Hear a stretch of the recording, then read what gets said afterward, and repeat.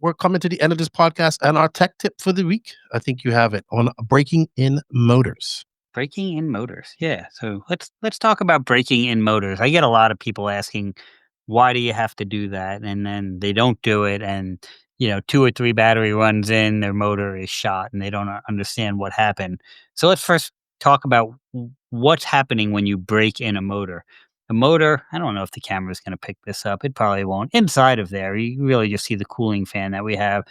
But there's 2 motor brushes that so this is the center of your motor. There's a motor brush on this side and a motor brush on this side.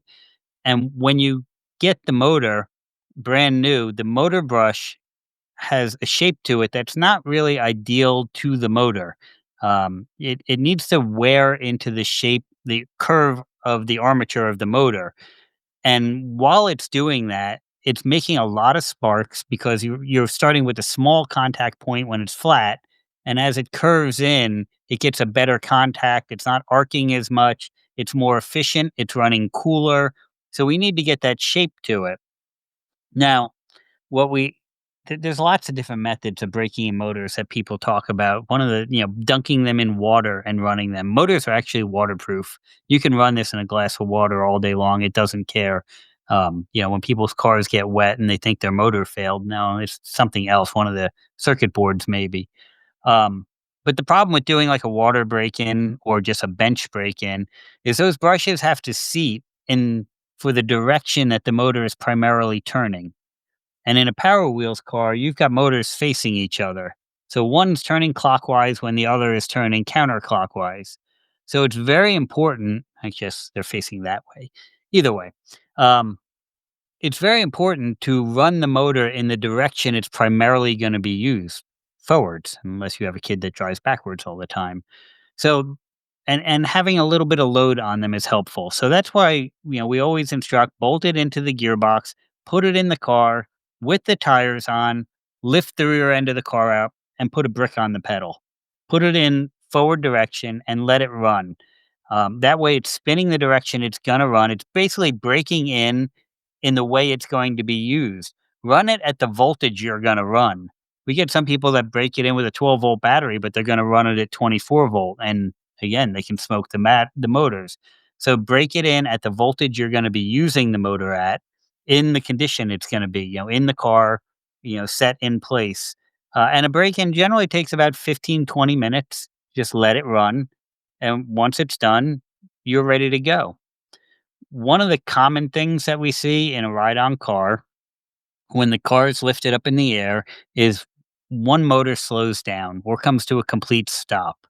And the reason it does that is the series wiring that they're in, when there's no load, it's just like a differential in a car. When there's no load because you've got the car up in the air, one tire, the tire of least resistance, the gearboxes will never be perfect resistance. So the one of the least resistance is going to take all the power and spin that motor up faster. And the one with the resistance to it is going to slow down and possibly stop.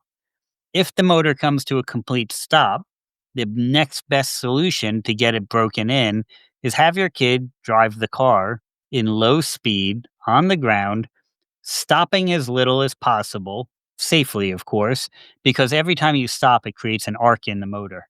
And we're trying to prevent that arcing. So have them just drive in low speed for 15 minutes, drive circles, whatever. Once it's on the ground, that load's going to equal out enough on the motors that they're both going to run, and then you're broken in and ready to go. And if you do that properly, generally, especially the 775 motors, they should outlive your kid using the car.